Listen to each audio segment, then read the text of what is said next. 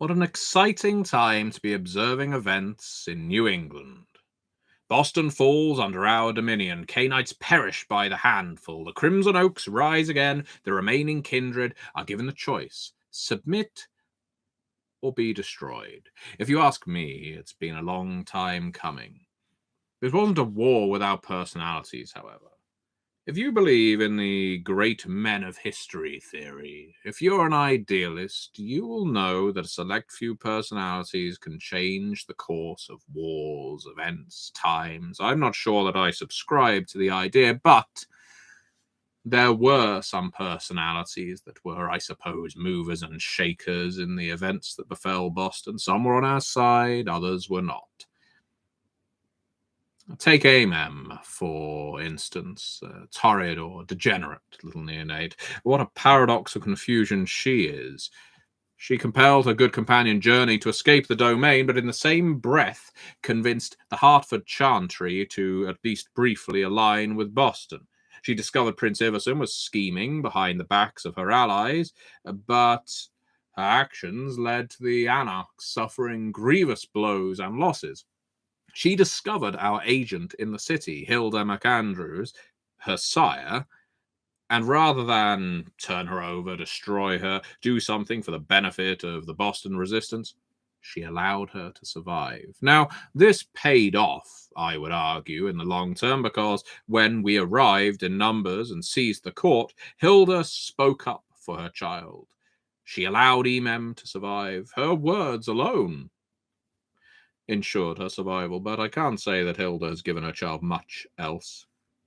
Now, we are, of course, on a precipice. Emem has to decide: do you remain aligned to Hilda and the few conscious allies that you have left, or do you resist? And to my great humor, she is choosing to resist, or so I'm given to understand. And resistance always makes me laugh, little neonate.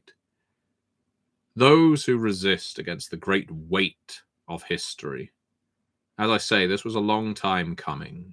They're just dragging out their inevitable destruction and taking down others with them. It's irresponsible. Now, I can't fault the degenerate for her fight, but this resistance comes too late for her. She must pick a side and stick to it. All this indecision, it's difficult to track. Now, Galeb, there's a remarkable character. I had such hopes for him. I do appreciate a Ventrue that is more than a sharp suit and attitude. He resisted the tortures of those hunters. He made a pact with a werewolf. No small thing. And yet, lost his prospective child to his prodigal one, Beryl Underwood. That kind of thing happens when you abandon those who adore you. Allegiances flip, hearts are broken, and in Beryl's case, you end up left to rot in some hunter's cell. Beryl, while a disappointment as a child, was a potential ally, and so I grieve his destruction. Galeb, on the other hand, is a figure of bitterness and great capability. We hoped that we might enlist him, play on that bitterness, exploit that twisted soul, but instead he aligns himself with the prince that pays him. Is that really all that there was to this Ventrue?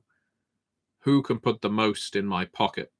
That is who will buy my loyalty. I do not know for certain, but I do know he was an adequate executioner. He fought alongside Hazel Iverson, and of course both of them were destroyed for so doing. Or so I'm given to understand. Ashes mix up to become a difficult blend to tell apart after the wind whips up. You may wonder why I take such an interest in the workings of a domain like Boston. Should I not be content in my own British Isles? As I say, these reprisals are a long time coming. The Cainites who played major roles in what took place, their stories are valuable to me. Those who fell or suffer in the events of our own lives are to be remembered, learned from, maybe even celebrated, if not ridiculed. I can't say the same for Leysha.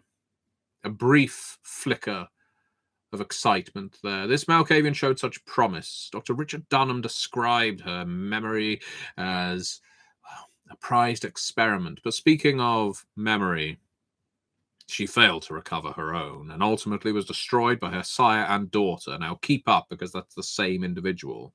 Almost Greek in its level of tragedy. Sometimes a child must destroy the beast that bore them in order to be free. And yes, I know the situation is muddled on this occasion, but Dunham has assisted Halsey, Leysha's sire-daughter, in escaping Long Island in recent nights. Boston subsequently experienced a wave of macabre events. Sudden vomiting, hemorrhaging, people suffering headaches and losses of memory. Dunham, for his part, tracked Halsey down, and I'm told he has since erased her memory of the events surrounding Boston's fall and Leysha's destruction. But with Malkavians, who can tell when a psychosis will flare up again? So I must say farewell to the brief but adventurous prince. Hazel Iverson is greasy soot on a well-polished floor, along with her falls, precocious journey, the wild Delsin Coates, the ambitious April Bosley. As I say, all names are important. Remember who they are, who they were, and that they fell trying to resist us. Not so Hilda McAndrews, as I mentioned, who enabled our takeover and integration of courts. She's a pretty prize now, and possible pick for new prince if the surviving New England kindred don't destroy her first. Her betrayals run deep, and if there's one thing I've learned of Bostonians and New Englanders in general, they have long memories when it comes to vendettas. She served her purpose, however. I mentioned Richard Dunham. I'll mention him again. Quite the rising star from all this havoc. He delivered to us the fruits of his research, the trade jacks, and has reignited old allegiances via his nights serving in Quentin King's court.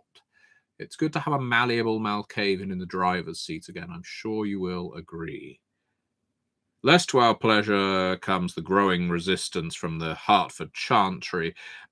Despite brief allegiances with Boston, they are now isolated and reviving their old network, the Gemini League, or so I understand.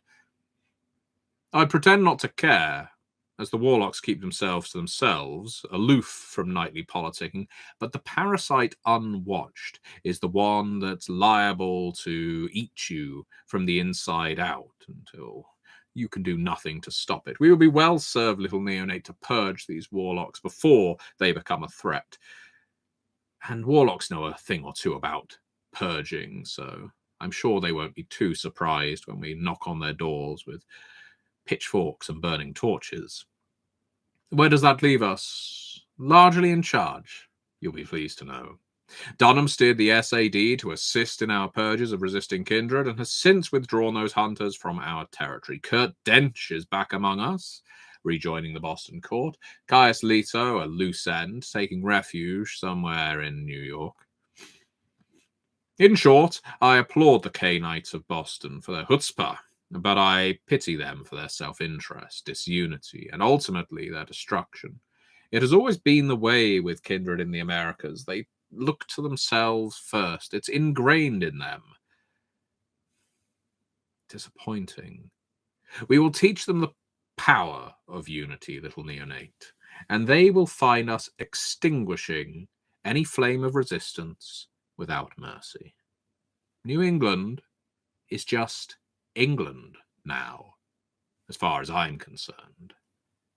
The kindred there had best get used to that fact.